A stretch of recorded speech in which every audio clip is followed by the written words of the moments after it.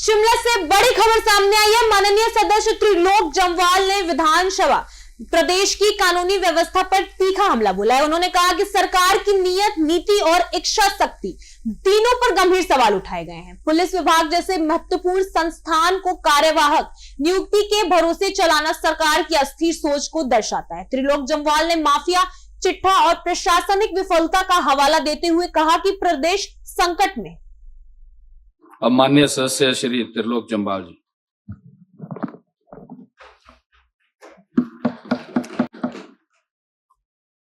सम्माननीय सभापति महोदय, ये जो कटौती प्रस्ताव सम्माननीय जयराम ठाकुर जी द्वारा लाया गया है, मैं उसकी चर्चा में अपने आप को सम्मिलित करता हूं। सम्माननीय सभापति महोदय, लॉ एंड ऑर्डर के ऊपर जो ये चर्चा चल रही है, इस चर्चा में जो मेरे से पूर्व वक्ताओं ने सरकार की इच्छा शक्ति, सरकार की दिशा, सरकार की लॉ एंड ऑर्डर के प्रति नीति और सरकार की सोच, इन सारे विषयों को उस चर्चा में दर्शाया गया है। और जब मैं सरकार की लॉ एंड ऑर्डर के प्रति इच्छा शक्ति, नीति, उसकी बात कर रहा हूं, तो कहीं ना कहीं सरकार की मंशा के ऊपर पूरा डाउट होता है। मैं ऐसा इसलिए कह रहा हूं, जैसे भाई रणधीर जी अभी कह रहे थे कि सम्माननीय डीजीपी साहब कार्यकारी हैं, जब दूसरे सम्माननीय डीजीपी साहब आए तो वो कार्यकारी हैं। अब आपने कार्यकारियों के माध्यम से अगर आप काम को चलाना चाहते हैं, क्यों? क्या परमानेंट व्यवस्था नहीं हो सकती? हमारे पुलिस के ऑफिसर इतने कॉम्पिटेंट हैं। लेकिन अगर नहीं कर रहे हैं तो उसके पीछे की मंशा क्या है? अब मैं उस मंशा को भी बताना चाहूंगा।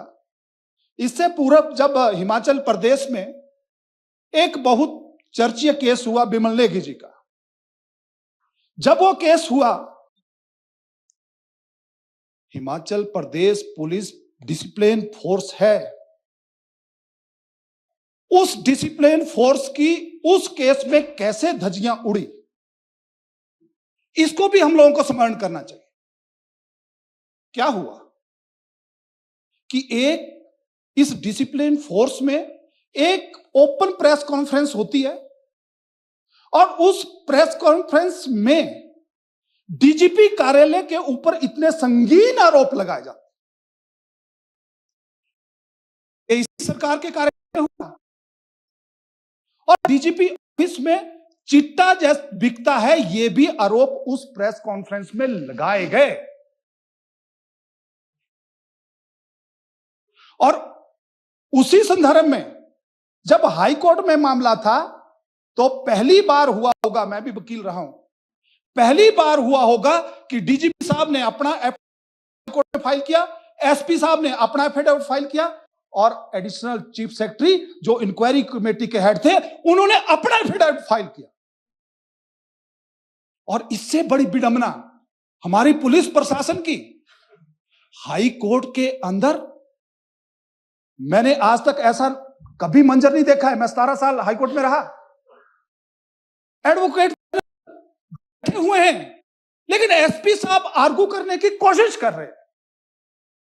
यह इस सरकार की नैतिकता को दर्शाता है, यह इस सरकार की कार्यप्रणाली को दिखाता है, यह प्रदेश की लीडरशिप की इच्छा शक्ति को दर्शाता है। इसलिए सभापति महोदय, चर्चा किस लिए? और इतना नहीं, हिमाचल प्रदेश पुलिस एक्ट में चेंज होता है और मैंने तब भी कहा था कि सरकार की आखिर मंशा क्या है एक्ट को चेंज करने की। और उस एक्ट में क्या चेंज किया कि किसी भी पुलिस ऑफिसर को अरेस्ट करना होगा तो पहले सरकार से परमिशन लेनी पड़ेगी। क्या हम उन अफसरों से करा रहे थे? किसके लिए वो एक्ट पास हुआ? किसके कहने पर एक्ट पास हुआ? सभापति महोदय, उससे ज्यादा तो अब हुआ कि हम लोग आरटीआई में भी कोई इंफॉर्मेशन पुलिस के बारे में नहीं ले सकते। आखिर क्यों? सरकार की मंशा क्या है? किसको छुपाना चाह रहे हैं? किस प्रोसीडिंग को छुपाना चाह रहे हैं? सभापति महोदय, ये सारी चीजें सरकार की कार्यप्रणाली को इंगित करती हैं। मैंने कहा कि हमारी पुलिस के ऑफिसर बहुत कंपिटेंट हैं, उनमें हर प्रकार की सामर्थ्य है, लेकिन सरकार ने और सरकार की नीति ने, सरकार के नेतृत्व ने उनको अपंगु बनाने का काम किया है। यह मैं इस हाउस के अंदर कह रहा हूं।